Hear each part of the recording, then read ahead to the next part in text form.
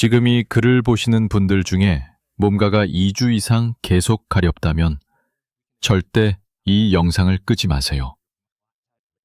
제가 오늘 들려드릴 이야기가 여러분의 생명을 구할 수도 있습니다. 저는 27년간 원인 불명의 피부 증상을 연구해온 박사입니다. 제목부터 강하게 시작해서 놀라셨을 수도 있습니다. 하지만 과장이 아닙니다. 실제로 제 환자분들 중에는 가려움이라는 작은 증상 덕분에 큰 병을 조기에 발견한 분들이 많거든요.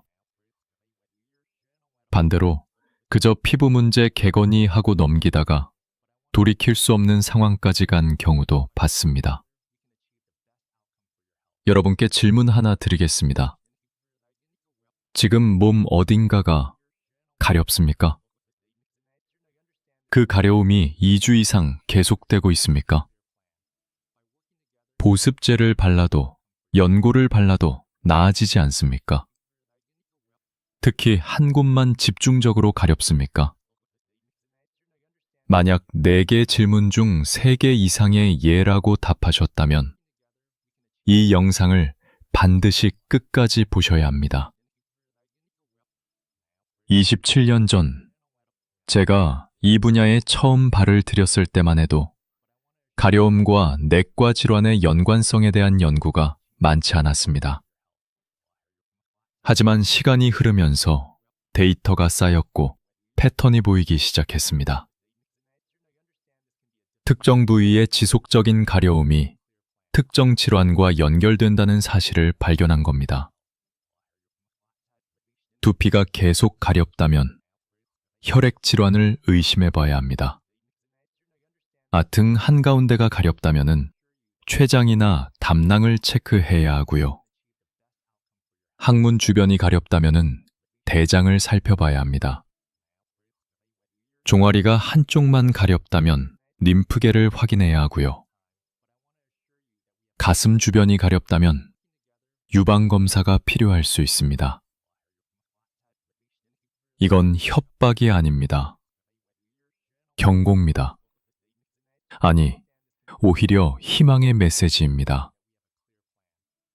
왜냐하면 우리 몸은 문제가 생기면 반드시 신호를 보내거든요.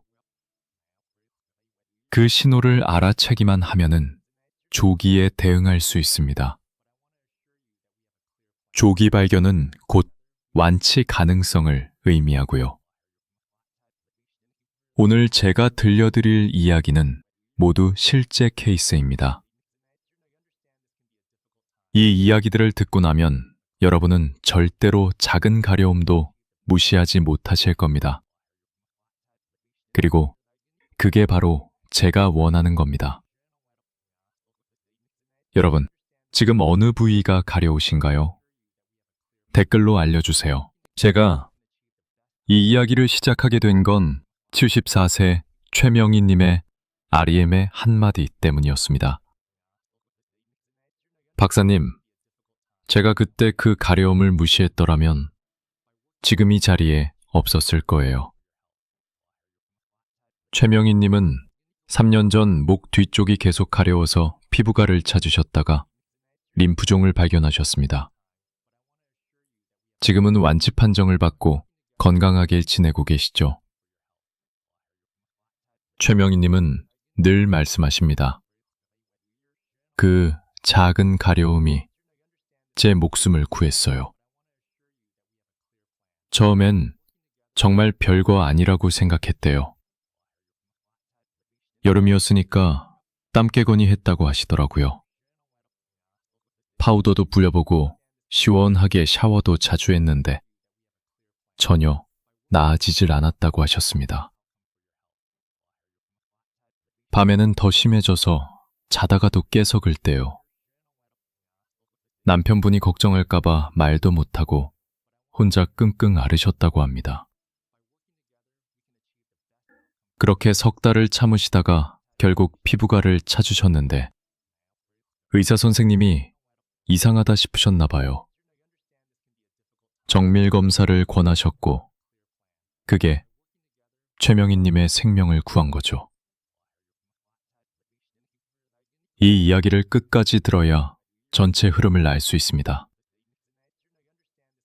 오늘 제가 들려드릴 이야기는 바로 이런 이야기들입니다. 평범해 보이는 가려움 속에 숨어있던 이미레이트, 몸의 절박한 신호들, 그리고 그 신호를 알아차려 생명을 구한 분들의 실제 이야기입니다. 부산 해운대에 사시는 71세 정동수님은 매일 아침 머리를 감으셨습니다. 깔끔한 것을 좋아하시는 분이셨죠. 30년 동안 중학교에서 수학을 가르치셨고 은퇴 후에도 규칙적인 생활을 하시는 모범적인 어르신이었습니다. 아침 7시에 일어나서 신문 보시고 8시에 산책 나가시고 저녁 10시면 주무시는 그런 규칙적인 생활이었어요. 그런데 작년부터 이상한 일이 생겼습니다. 오른쪽 귀 뒤쪽이 자꾸 가려웠던 겁니다. 처음엔 샴푸가 안 맞나 싶어서 바꿔봤어요. 30년 넘게 쓰던 샴푸인데 갑자기 안 맞을 리가 없잖아요. 그래도 혹시나 싶어서 비싼 것도 써보고 약국에서 파는 약용 샴푸도 써봤죠. 아내가 천연 샴푸가 좋다고 해서 그것도 써봤고요. 그런데 이상하게 그 부분만 계속 가려운 거예요.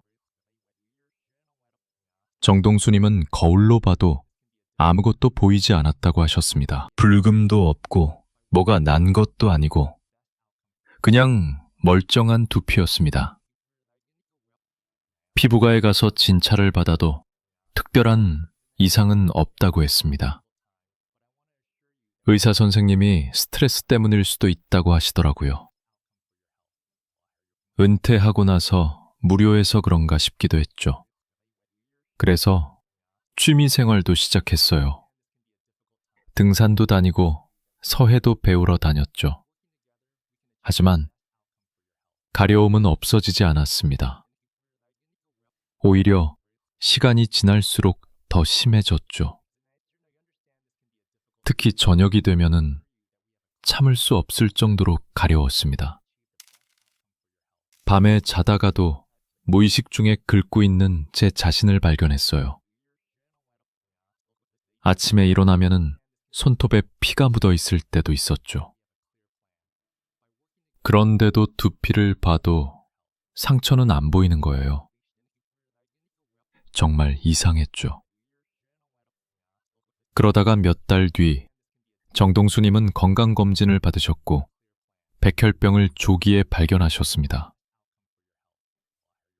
지금은 완치에 가까운 상태로 건강하게 지내고 계십니다. 매일 아침 공원에서 운동도 하시고 손자들과 시간을 보내는 행복한 할아버지가 되셨죠. 이런 중요한 정보를 더 많은 분들이 알 수 있도록 구독과 좋아요, 응원해 주세요. 끝까지 보시면 왜 지금 습관을 바꿔야 하는지 알게 됩니다. 이렇게 작은 변화만으로도 타이터닝긋 달라질 수 있습니다. 그래서 이제는 우리 일상에서 큰 질환과 직접 연결되는 가려움 증상들을 하나씩 자세히 짚어보겠습니다. 첫째, 두피 가려움. 71세 정동수님의 아내분도 걱정이 많으셨습니다. 남편이 밤에 계속 뒤척이니 함께 잠을 설치게 되었던 겁니다. 아내가 그러더라고요. 당신 요즘 너무 예민해진 것 같다고. 사실 저도 느끼고 있었어요. 평소와 달리 짜증이 늘고 집중력도 떨어지고 그냥 나이 시간이 늘고 집중력도 떨어지고 그냥 나이 시련이 했죠. 그러던 어느 날 아침 정동수님은 양치를 하다가 이상한 점을 발견했습니다. 잇몸에서 피가 났는데 평소와 달리 피가 잘 멈추지 않았던 겁니다. 칫솔모가 너무 딱딱한가 싶어서 부드러운 걸로 바꿨어요. 그런데도 계속 피가 나는 거예요. 그리고 며칠 뒤에는 팔에 멍이 들었는데 부딪힌 기억도 없었죠. 정동수님의 아내는 이제 이상하다며 병원에 가보자고 했습니다. 하지만 정동수님은 대수롭지 않게 여겼습니다. 나이 들면은 혈관이 약해져서 그런 거라고 생각했어요. 비타민이 부족한가 싶어서 영양제도 챙겨 먹었죠. 그런데 플래시라이트 정동수님은 일어나자마자 심한 어지러움을 느꼈습니다. 그리고 코피가 났는데 역시 쉽게 멈추지 않았습니다. 그제야 겁이 난 정동수님은 병원을 찾았습니다. 동네 내과에 갔더니 의사 선생님이 혈액 검사를 해보자고 하시더라고요. 별일 아닐 거라고 생각했는데 검사 결과가 나왔을 때 의사 선생님의 표정이 심상치 않았습니다.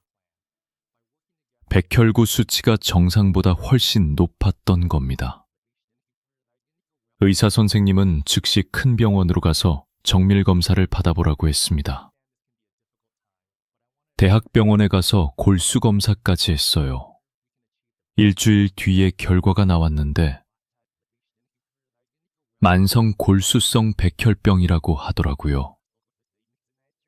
정동수님은 그 순간을 아직도 생생히 기억한다고 하셨습니다. 하늘이 무너지는 것 같았어요. 백혈병이라니.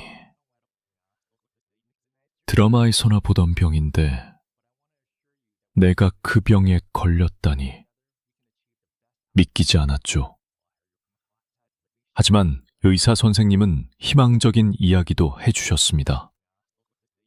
다행히 초기에 발견해서 치료 가능성이 높다는 것이었습니다. 한국혈액학회 연구자료를 보면 그 만성 골수성 백혈병 환자의 이게 약 35%가 진단받기 전을 경험한다고 합니다. 의사 선생님이 그러시더라고요. 두피 가려움이 백혈병의 첫 신호일 수 있다고. 암세포가 늘어나면서 나오는 물질들이 신경을 자극해서 가려움을 느끼게 된다고요. 특히 머리 부분은 혈액순환이 활발해서 더 민감하게 반응한다고 하더라고요.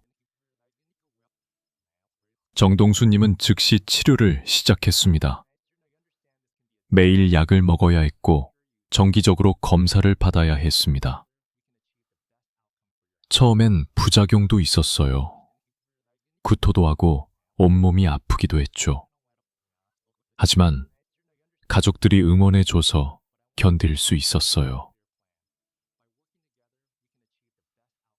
치료를 시작한 지 석 달쯤 지났을 때 놀라운 일이 일어났습니다. 그토록 괴롭히던 두피 가려움이 사라진 것입니다. 어느 날 문득 깨달았어요. 머리가 안 가렸구나. 그동안 얼마나 괴로웠는지 그때 알았죠. 의사 선생님은 치료가 잘 되고 있는 증거라고 하셨어요. 68세 박영수님도 비슷한 경험을 하셨습니다. 박영수님은 머리를 감아도 감아도 계속 가려워서 하루에 2번씩 샴푸를 하셨대요.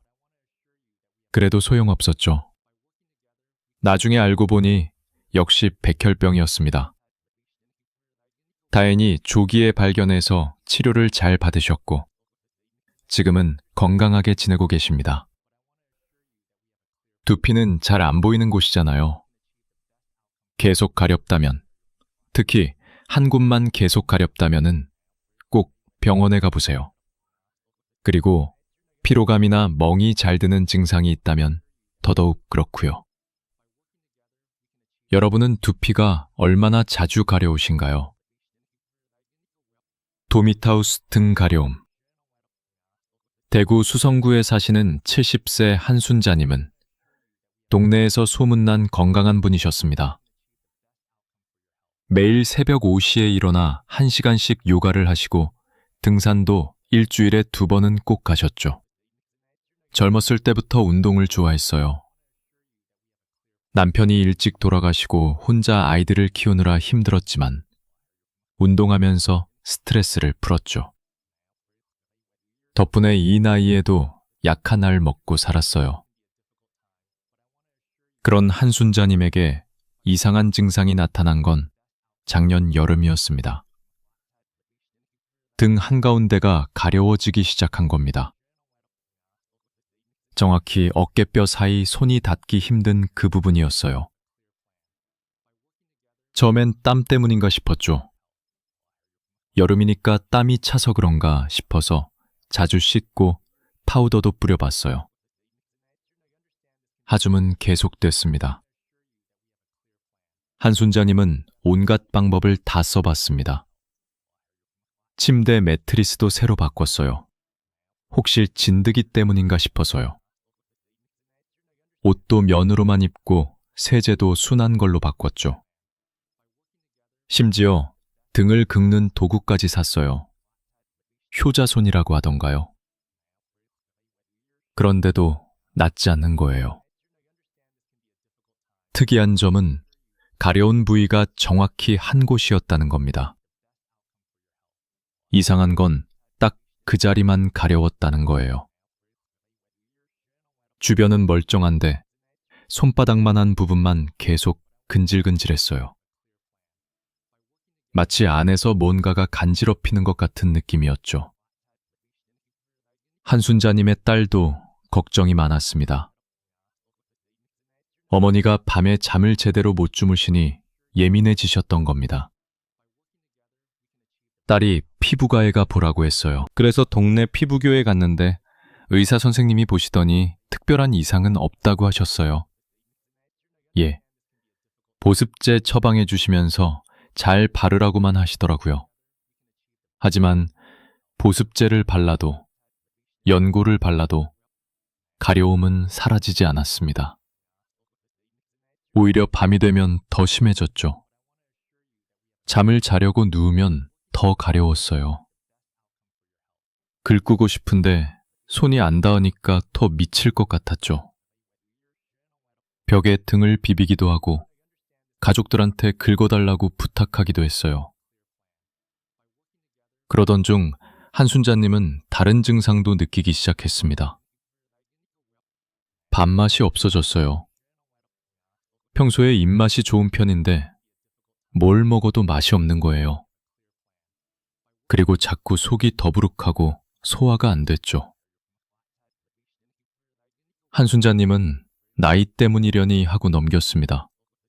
하지만 며느리의 권유로 동네 병원에서 건강검진을 받게 되었습니다. 1년에 한 번씩 하는 검진이었어요. 별 기대 없이 받았는데 검진 결과 간 수치가 정상보다 높게 나왔습니다. N 의사 선생님은 정밀 검사를 권했습니다. 처음엔 술도 안 마시는데 간이 왜 나쁘나 싶었어요. 의사 선생님이 복부 초음파를 해보자고 하셔서 했죠. 초음파 검사 결과는 충격적이었습니다. 췌장 머리 부분에 작은 혹이 발견된 것입니다. 의사 선생님이 CT를 찍어봐야겠다고 하셨어요. 그때부터 불안했죠. 췌장이라니. 들어보기만 해도 무서운 장기잖아요. 정밀 검사 결과 췌장 머리 부분에 2cm 정도의 레지티머스 이장이 있었습니다. 다행히 다른 곳으로 전이는 되지 않은 상태였습니다. 대한최담도학회 연구자료에 따르면 췌장에 문제가 생기면 담즙이 제대로 배출되지 않는데요. 그게 혈액으로 들어가서 등 쪽 신경을 자극한다고요. 그래서 등이 가려웠던 거라고. 저 한순자님은 믿기지 않았습니다. 등이 가려운 게 췌장 때문이라니. 등하고 췌장이 무슨 상관인가 싶었죠. 그런데 의사 선생님이 그림을 그려가며 설명해 주시니까 이해가 되더라고요. 우리 몸은 다 연결되어 있구나 싶었어요.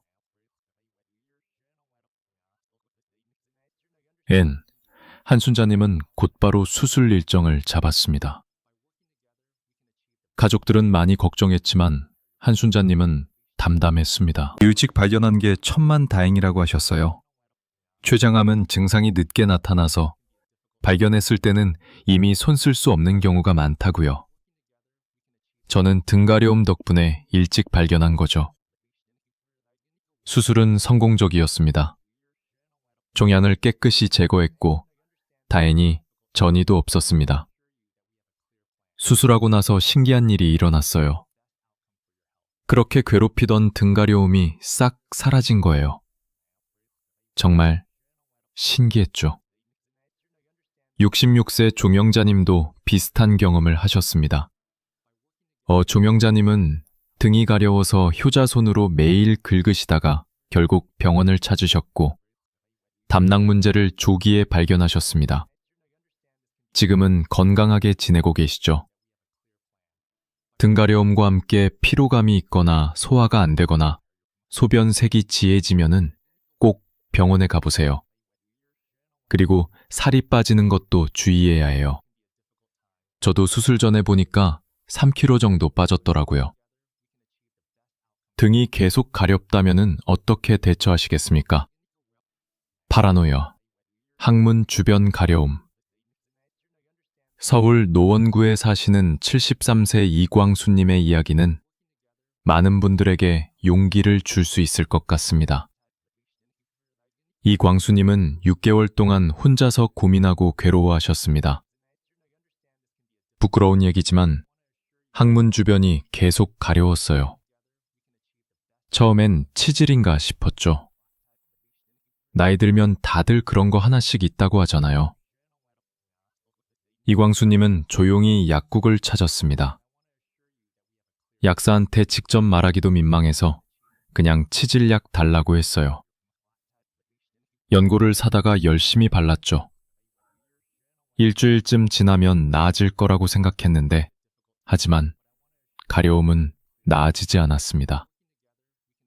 오히려 시간이 지날수록 더 심해졌죠. 특히 밤에 심었어요. 자려고 누우면 더 가려워서 잠을 못 잤죠.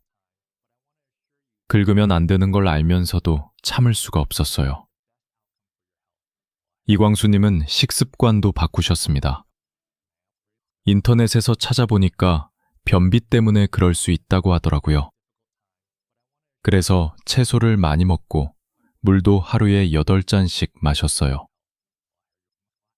요구르트도 매일 먹고 산책도 열심히 됐죠. 좌욕도 시작했습니다.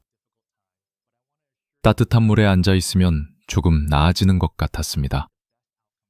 매일 아침 저녁으로 좌욕을 했어요. 그런데 이상한 건 좌욕하고 나면은 잠깐 괜찮아졌다가 또 가려워지는 거예요.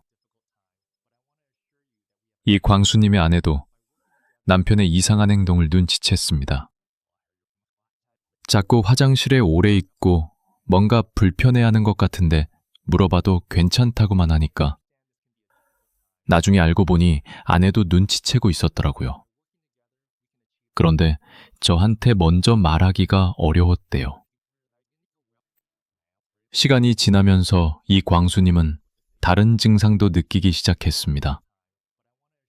화장실에서 변을 보는데 뭔가 이상한 느낌이 들었어요. 시원하게 나오지도 않고 자꾸 화장실에 가고 싶고 그리고 가끔 묽은 변이 나왔어요. 그러던 어느 날 결정적인 일이 일어났습니다. 화장실에서 피를 봤어요. 선홍색이 아니라 건붉은색이었죠. 그때 정말 무서웠어요.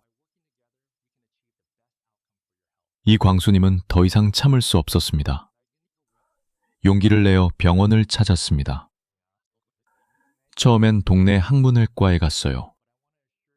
의사 선생님한테 증상을 설명하니까 직장 수지 검사를 하시더라고요.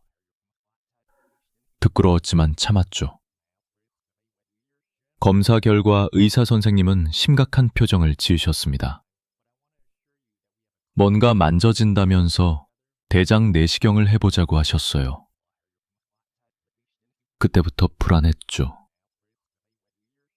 대장 내시경 검사 결과는 충격적이었습니다.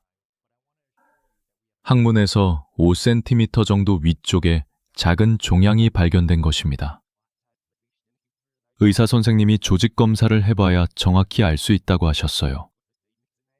일주일 뒤에 결과가 나왔는데 초기 대장암이었습니다.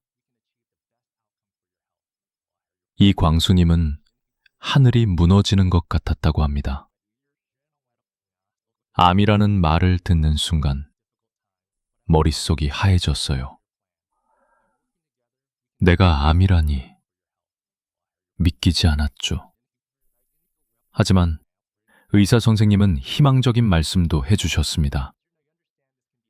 대장암 부위의 연구학회 연구자료를 보면은 직장암 초기 환자의 약 40%가 항문 주변 가려움을 경험한다고 합니다. 다행이니 아주 초기에 발견해서 수술로 완전히 제거할 수 있다고 하셨어요. 만약 몇 달만 더 늦었다면은 한 치료도 해야 하고 인공 항문을 만들어야 할 수도 있었다고. 이 광수님은 즉시 수술을 받았습니다. 수술은 성공적이었고 종양을 완전히 제거했습니다. 수술 후에 그렇게 괴롭히던 가려움이 사라졌어요. 정말 신기했죠. 의사 선생님 설명으로는 종양이 신경을 자극해서 가려움을 느꼈던 거라고 하더라고요. 회복 과정은 쉽지 않았습니다. 하지만 이광수님은 긍정적인 마음으로 이겨냈습니다. 처음엔 불편했어요. 하지만은 인공 항문을 만들지 않아도 되어서 정말 다행이었죠. 의사 선생님이 운동을 하라고 해서 매일 걸었어요. 지금 이 광수님은 완전히 회복하셔서 건강하게 지내고 계십니다. 정기적으로 검사도 받고 재발 없이 잘 지내고 계시죠. 돌이켜보면은 정말 아찔해요. 부끄러워서 계속 참았다면 어떻게 됐을까 생각하기도 싫어요. 70세 강민호 님도 비슷한 증상으로 고민하시다가 용기를 내어 병원을 찾으셨고 치질이 아니라 초기 대장암을 발견하셨습니다. 지금은 건강하게 지내고 계시고요. 항문이나 생식기 주변이 계속 가렵다면, 특히 한쪽 부분만 계속 가렵다면 망설이지 말고 병원에 가세요. 의사들은 매일 보는 일이니 전혀 부끄러워할 필요 없어요. 그리고 변에 피가 섞여 나오거나 변 보는 습관이 바뀌면 더욱 빨리 가야 해요. 이런 증상을 겪고 계신 분이 주변에 계신가요? 넷째, 배째, 종아리 가려움. 인천 부평에 사시는 72세 윤태훈님은 동네에서 알아주는 건강한 어르신이었습니다. 매일 저녁 1시간씩 공원을 산책하시고 주말에는 등산도 다니셨죠. 평생 우체국에서 일했어요.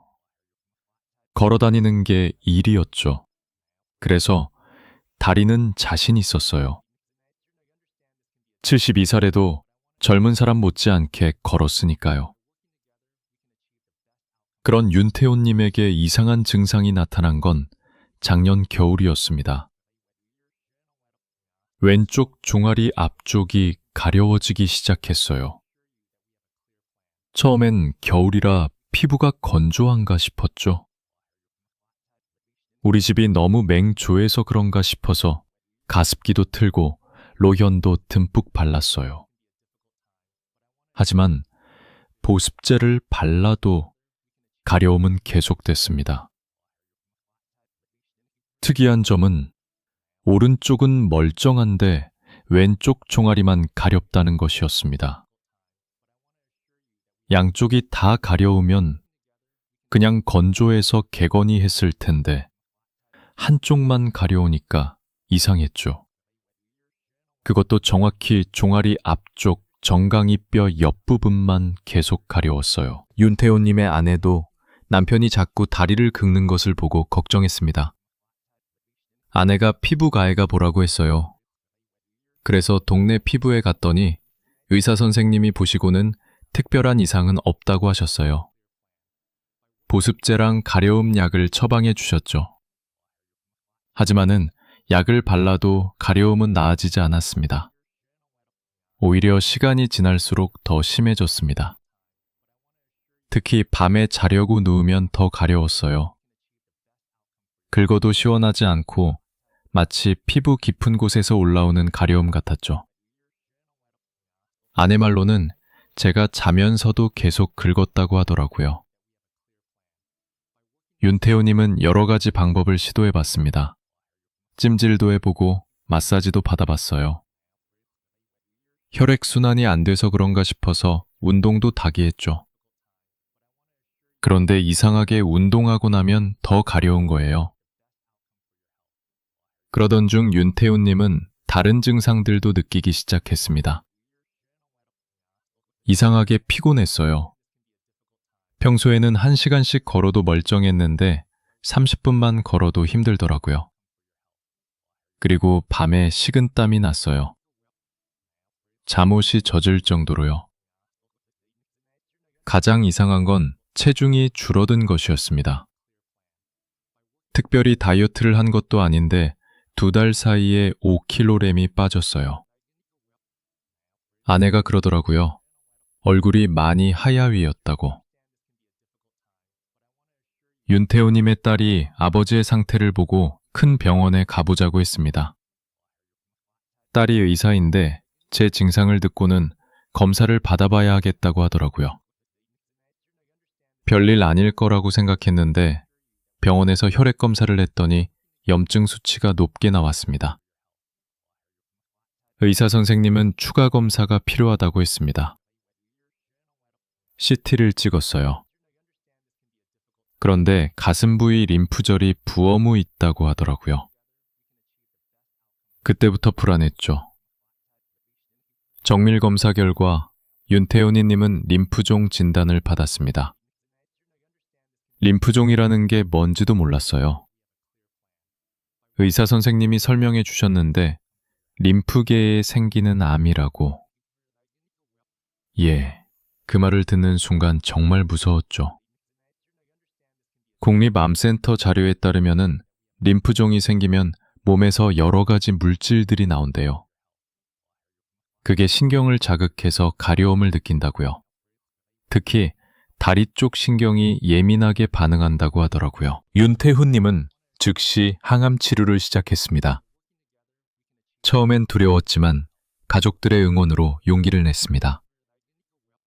항암 치료가 힘들다고 들었는데 정말 그렇더라고요.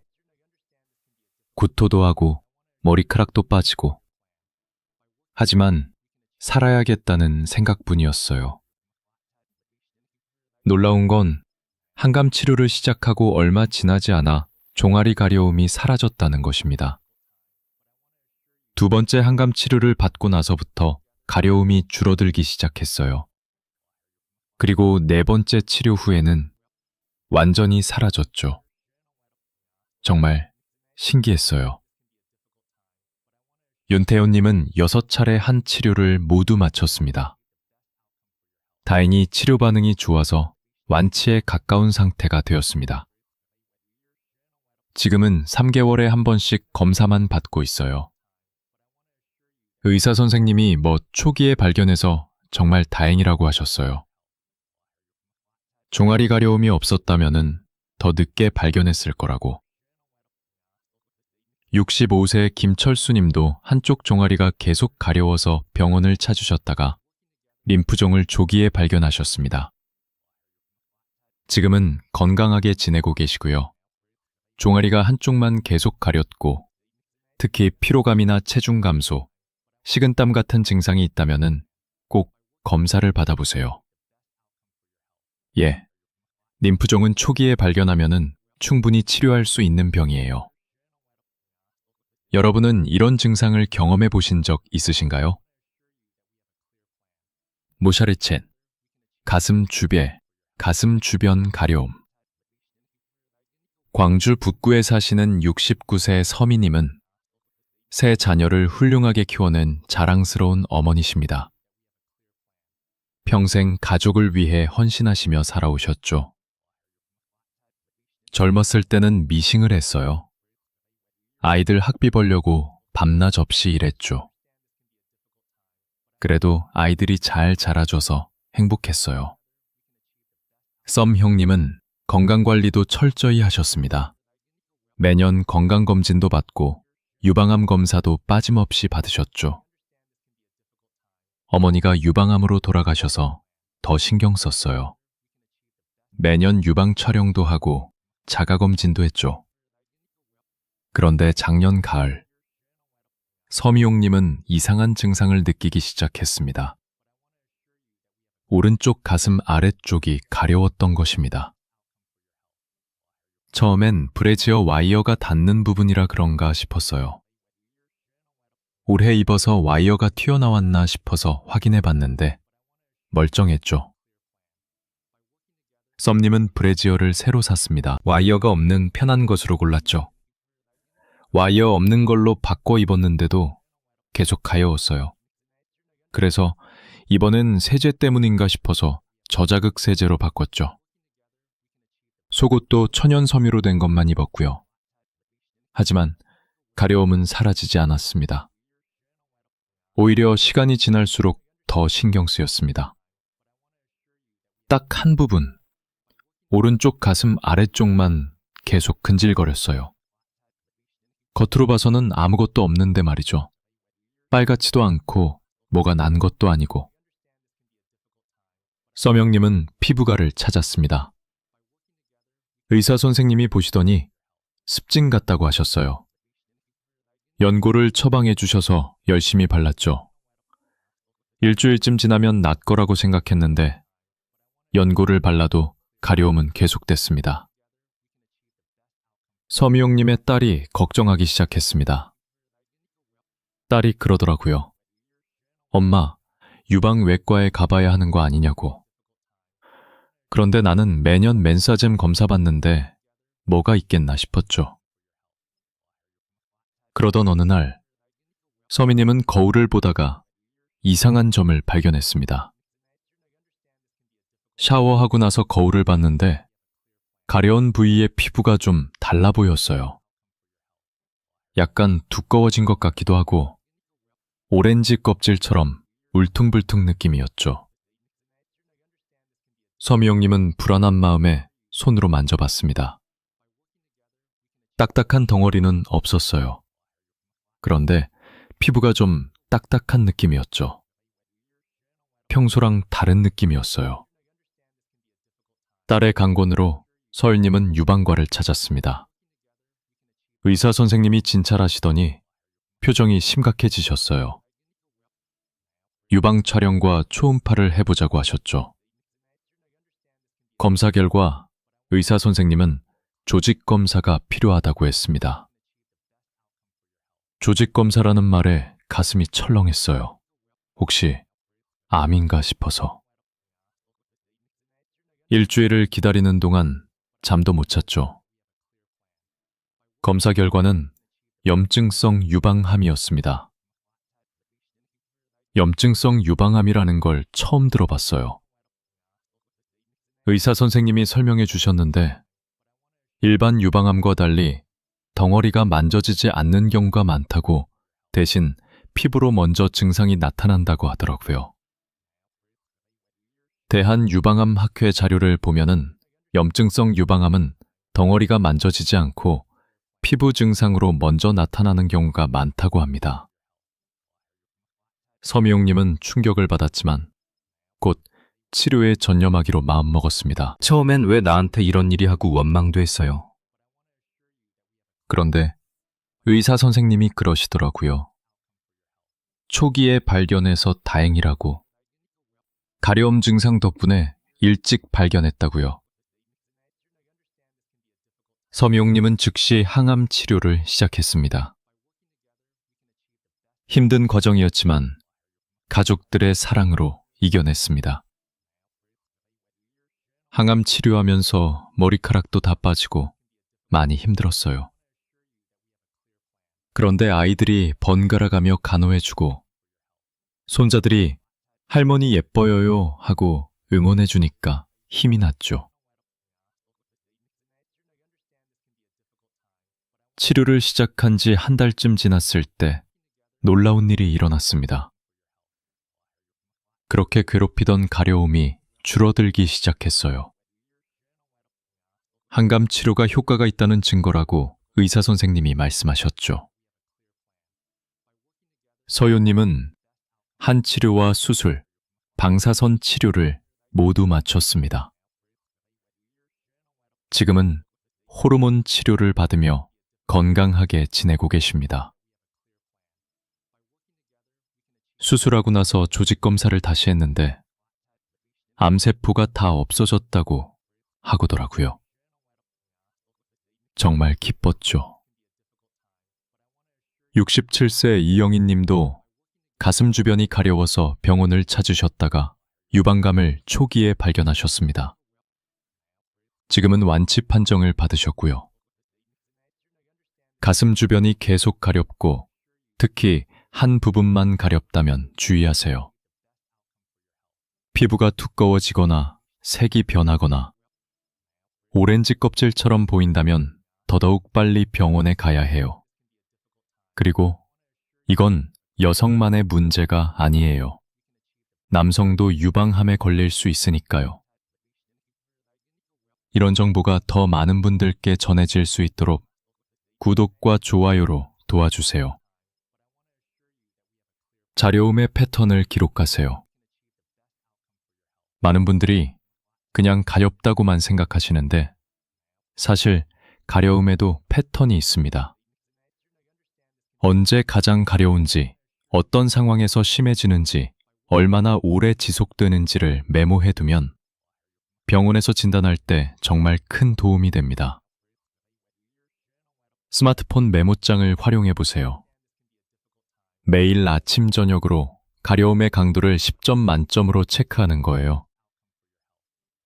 오늘은 5점이다. 내일은 7점이다. 이런 식으로요. 그리고 낮과 밤의 차이도 적어두시고요.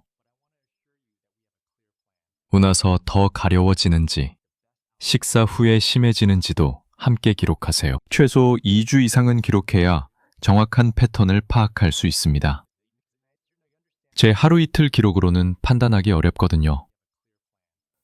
그리고 이 기록을 가지고 병원에 가시면 의사 선생님이 훨씬 정확하게 진단하실 수 있어요. 실제로 제 환자분들 중에도 이렇게 기록을 가져오신 분들이 진단이 훨씬 빨랐습니다. 언제부터 가려웠는지, 어떤 상황에서 심해지는지 정확히 알 수 있으니까요. 가려움이 밤에만 심한지 하루 종일 계속되는지도 중요한 단서가 됩니다. 밤에만 심하다면은 혈액순환과 관련이 있을 수 있고요. 하루 종일 계속된다면은 피부 자체의 문제일 수도 있거든요. 여러분은 증상을 기록하는 습관이 있으신가요? 늑제, 동반 증상을 놓치지 마세요. 가려움만 단독으로 있는 경우는 사실 드입니다. 대부분 다른 증상들이 함께 나타나죠. 그런데 많은 분들이 이 연관성을 못 느끼세요. 필요하고 가려운 게 무슨 상관이냐고 생각하시는 거죠. 하지만 우리 몸은 다 연결되어 있습니다. 피로감이 계속되는지 체크해 보세요. 요즘 들어 유난히 피곤하지 않으신가요? 예전 같으면 1시간씩 걸어도 괜찮았는데 지금은 30분만 걸어도 힘든가요? 이런 변화들을 주에 깊게 관찰하셔야 합니다. 예, 체중 변화도 중요합니다. 특별히 다이어트를 한 것도 아닌데 살이 빠지고 있다면 주의하셔야 해요. 한 달에 2에서 3kg 이상 빠진다면은 반드시 검사를 받아보셔야 합니다. 반대로 갑자기 살이 찌는 것도 호르몬 이상일 수 있으니 주의하세요. 식욕은 어떠신가요? 평소에 잘 먹던 분이 갑자기 입맛이 없어졌다면 이것도 신호일 수 있어요. 소화가 잘 안 되고 속이 더부룩한 것도 마찬가지고요. 수면 패턴도 살펴보세요. 밤에 잘 주무시나요? 자다가 자주 깨시나요? 식은땀 때문에 잠옷을 갈아입은 적은 없으신가요? 이런 증상들이 가려움과 함께 있다면은 단순한 피부 문제가 아닐 가능성이 높습니다. 이런 증상들을 체크리스트로 만들어 보세요. 가려운 피로감, 체중 변화, 식욕 변화, 수면 변화. 이렇게 5가지만 체크해도 됩니다. 예, 이 중에서 3가지 이상이 2주 넘게 계속된다면 반드시 병원을 찾으셔야 합니다. 이제 작은 변화도 소홀히 하지 않는 게 중요하지 않을까요? 가족력을 꼭 확인하세요. 부모님이나 형제 자매 중에 암 병력이 있으신가요? 있다면 더욱 주의하셔야 합니다. 유전적 요인이 분명히 있거든요. 특히 대장암, 유방암, 췌장암은 가족력과 연관이 깊은 것으로 알려져 있습니다. 명절이나 가족 모임 때 한번 물어보세요. 부모님은 어떤 병을 앓으셨는지, 형제 자매들은 건강한지. 이런 정보를 정리해 두시면은 나중에 진료받을 때 정말 도움이 됩니다. 예를 들어 어머니가 유방암을 앓으셨다면 딸도 유방암 발생 위험이 2배 이상 높아진다고 합니다. 아버지가 대장암이셨다면 자녀들도 대장 내시경을 더 자주 받아야 하고요. 가족력이 있다고 해서 무조건 병에 걸리는 건 아닙니다. 하지만 더 자주 검진을 받아야 한다는 뜻이에요. 일반인은 50세부터 대장 내시경을 하라고 하지만 가족력이 있으면은 40대 중반부터 시작하는 게 좋습니다. 제 환자분들 중에도 가족 때문에 일찍 검진을 받으셨다가 조기에 발견한 케이스가 많습니다. 어머니가 유방암이셨던 분이 40대 초반에 유방 촬영을 했다가 초기암을 발견하셨어요. 지금은 완치하시고 건강하게 지내고 계시죠? 가족의 건강 이력 알고 계신가요? 넷째, 생활 습관을 점검하세요. 다려움이 생활 습관 때문일 수도 있습니다. 샤워를 너무 뜨거운 물로 하시나요? 때를 너무 세게 미시나요? 보습을 소홀히 하시나요? 이런 습관들이 피부를 건조하게 만들어서 가려울 수 있어요. 샤워 온도부터 낮춰보세요. 미지근한 물로 하시고 시간도 10분 이내로 줄이세요. 너무 오래 씻으면 피부의 유분이 다 빠져나가거든요. 비누도 순한 걸로 쓰시고 때를 미는 건 일주일에 1번 정도만 하세요. 보습제는 샤워 후 3분 이내에 바르는 게 가장 효과적입니다. 피부에 물기가 남아있을 때 발라야 수분을 가둘 수 있어요. 저녁에 1번, 아침에 1번, 하루 2번은 꼭 피부를 물도 충분히 마시셔야 합니다. 하루에 1.5리터에서 2리터 정도는 드세요. 커피나 녹차 말고 맹물로요. 물을 충분히 마시면 피부도 촉촉해지고 혈액순환도 좋아집니다. 실내 습도 중요합니다. 특히 겨울철에는 난방 때문에 공기가 건조해지잖아요. 가습기를 틀어서 습도도를 50% 정도로 유지하세요. 너무 높으면은 곰팡이가 생길 수 있으니 50에서 60%가 적당합니다. 이런 노력을 2주 정도 했는데도 가려움이 계속되면 피부 문제가 아닐 가능성이 높습니다. 더 이상 혼자 해결하려 하지 말고 병원을 찾으세요. 지금 생활 습관 중 바꿔야 할 게 있으신가요? 5째, 정기 검진을 절대 놓치지 마세요. 가려움 증상이 있든 없든 정기 검진은 꼭 받아야 합니다. 특히 50세 이상이라면은 매년은 종합검진을 받는 게 좋습니다. 건강보험공단에서 2년에 한 번씩 무료로 건강검진을 해주잖아요. 그거 꼭 받으세요. 대장 내시경도 중요합니다. 53가 넘으면 5년에 한 번은 꼭 받으셔야 해요. 용종이 발견되면 바로 제거할 수 있고요. 용종을 제거하면 대장암으로 진행되는 걸 막을 수 있습니다. 위 내시경도 마찬가지예요. 2년에 한 번은 받으시는 게 좋습니다. 헬리코박터균 검사도 함께 하시고요. 헬리코박터균이 있으면 위험이나 위태양 심하면 위암까지 유발할 수 있거든요. 여성분들은 유방 촬영도 정기적으로 받으셔야 합니다. 40세 이상이면 이제 2년에 한 번, 가족력이 있으면은 매년 받으세요. 자가검진도 한 달에 한 번씩 하시고요. 매년 같은 달에 검진을 받는 습관을 들이세요. 생일달이나 결혼기념일 달로 정해두면 잊지 않고 챙길 수 있어요. 검진 결과는 파일로 보관해서 변화 추이를 확인하시고요. 검진에서 이상이 없다고 나왔어도 증상이 계속되면 다시 검사를 받아야 합니다. 검진 시점과 증상 발생 시점이 다르면은 결과도 달라질 수 있거든요. 예를 들어 1월에 검진받았는데 6월부터 증상이 생겼다면은 다시 검사 받아야 하는 거죠.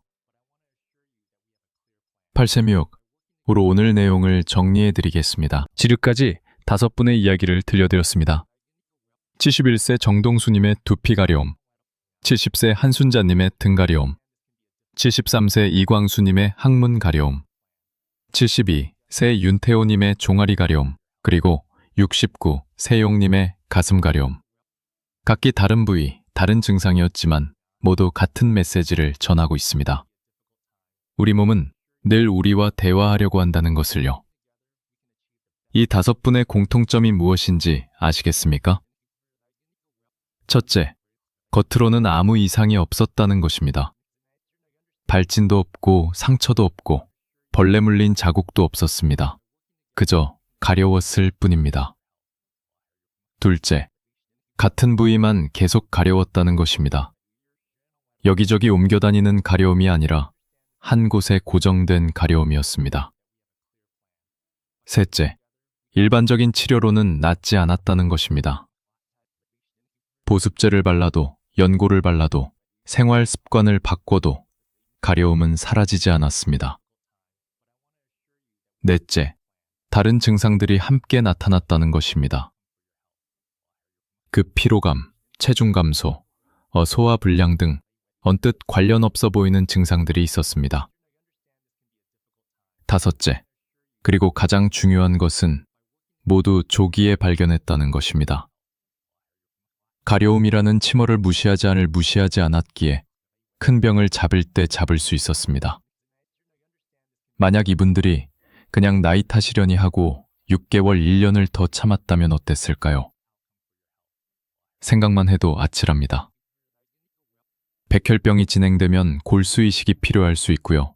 췌장암이 퍼지면은 생존율이 급격히 떨어집니다. 대장암이 다른 장기로 전이되면은 치료가 매우 어려워지죠. 림프종도 마찬가지고 유방암도 그렇습니다.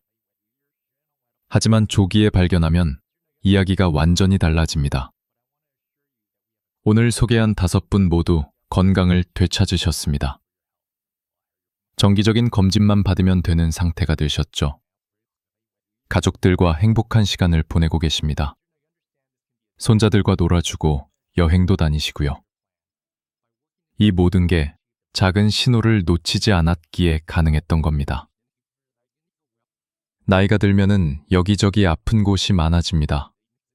그래서 작은 증상들을 나이 탓으로 돌리기 쉽습니다. 무릎도 아프고 허리도 아프고 어깨도 아프니까 가려움쯤이야 별거 아니라고 생각하시는 거죠. 하지만 오늘 들으신 이야기들을 보여주듯 때로는 그 작은 증상이 생명을 구하는 열쇠가 될 수 있습니다. 그렇다면은 어떤 가려움을 주의해야 할까요? 첫째, 2주 이상 지속되는 가려움입니다. 일시적인 가려움은 정말 건조함이나 알레르기 때문일 수 있습니다. 며칠 가렵다가 사라지는 건 괜찮아요. 하지만 2주가 지나도 계속된다면 주의가 필요합니다. 둘째, 특정 부위에만 나타나는 가려움입니다. 온몸이 가려운 것과 한 곳만 가려운 것은 의미가 다릅니다. 온몸이 가려우면은 피부 건조증이나 알레르기일 가능성이 높아요. 하지만 특정 부위만 가렵다면 그 부위와 관련된 내부 장기를 의심해 봐야 합니다. 특히 오늘 소개한 5부위는 더욱 주의하셔야 합니다. 두피, 등, 항문과 생식기 주변, 종아리, 가슴. 이 부위들의 가려움은 특별한 의미를 가질 수 있거든요. 두피는 혈액질환, 뜸은 췌장이나 담낭질환, 항문은 대장질환, 종아리는 림프계 질환, 가슴은 유방질환과 연관될 수 있습니다. 셋째, 일반적인 치료에 반응하지 않는 가려움입니다. 고습제를 열심히 발라도, 연고를 발라도, 샤워 습관을 바꿔도, 가습기를 틀어도 나아지지 않는다면 이건 피부 문제가 아닐 가능성이 높습니다. 몸속에 문제가 있어서 피부로 신호를 보내는 거거든요. 넷째, 다른 증상과 함께 나타나는 가려움입니다. 가려움만 단독으로 있는 게 아니라 피로감, 체중 변화, 식욕 부진, 발열, 식은땀 같은 증상이 함께 있다면 반드시 검사를 받아보세요. 이런 증상들은 몸이 보내는 SOS 신호입니다. 제가 오늘 이 이야기들을 들려드린 이유는 여러분을 겁주기 위해서가 아닙니다. 오히려 희망을 드리고 싶었습니다. 우리 몸은 참으로 지혜롭습니다. 안에서 무언가 잘못되면 밖으로 신호를 보냅니다. 때로는 통증으로, 때로는 부어오음으로, 그리고 때로는 가려움으로 말입니다.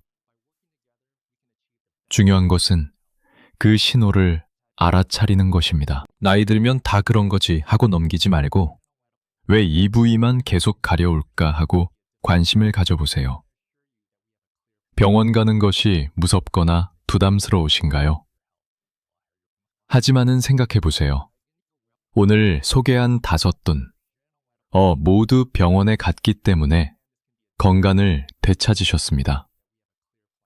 조기에 발견했기 때문에 치료도 수월했고 결과도 좋았습니다.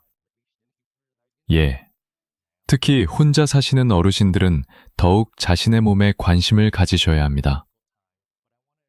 가족이 옆에 있으면은 증상을 말할 수 있지만 혼자 계시면은 그냥 참고 넘기기 쉽거든요. 가족이 없어도 이웃이 있고 친구가 있습니다.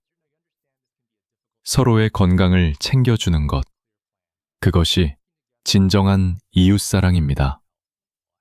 그리고 부끄러운 부위의 증상이라고 참지 마세요. 항문이 가려워도, 생식기 주변이 가려워도 부끄러워하지 마세요. 의사들에게는 일상적인 일입니다. 매일 수십 명을 진료하는데 여러분만 특별한 게 아니에요. 그러니까 여러분의 건강과 생명보다 중요한 것은 없습니다. 오늘 당장 실천할 수 있는 단 하나를 말씀드린다면 이겁니다. 지금 몸 어딘가가 2주 이상 계속 가렵다면 메모를 시작하세요. 스마트폰 메모장에 날짜와 가려운 정도를 기록하세요. 언제 가장 가려운지, 다른 증상은 없는지도 함께 적어두세요. 그리고 그 메모를 들고 병원을 찾으세요. 이 간단한 행동이 여러분의 생명을 구할 수 있습니다. 오늘 저는 가려움이라는 작은 신호가 저 어떻게 큰 병을 알려주는지에 대한 이야기를 들려드렸습니다. 두피, 등, 항문, 종아리, 가슴. 이 5부위의 가려움이 때로는 림프종, 췌장암, 대장암, 백혈병, 유방암의 신호일 수 있다는 것을 기억해 주세요. 하지만 모든 가려움이 암을 의미하는 것은 아닙니다. 대부분의 가려움은 정말 단순한 피부 문제일 수 있습니다. 중요한 것은 지속적이고 국소적이며 일반적인 치료에 반응하지 않는 가려움을 주의 깊게 보는 것입니다. 왜 이 부위만 계속 가려울까? 이 간단한 질문이 여러분의 건강을 나아가 생명을 지킬 수 있습니다. 마지막으로 한 가지 더 당부드립니다. 오늘 이 이야기를 들으신 여러분 주변에 혼자 계신 어르신이나 건강이 걱정되는 분이 있다면 이 이야기를 전해주세요. 작은 관심이 누군가의 생명을 구할 수 있습니다. 건강은 잃고 나서야 그 소중함을 알게 됩니다. 하지만 우리 몸이 보내는 신에 귀 기울인다면 HATM을 건강을 잃기 전에 지킬 수 있습니다. 오늘도 건강하세요. 그리고 작은 신호도 놓치지 마세요. 여러분의 몸이 전하는 이야기에 귀 기울이는 것.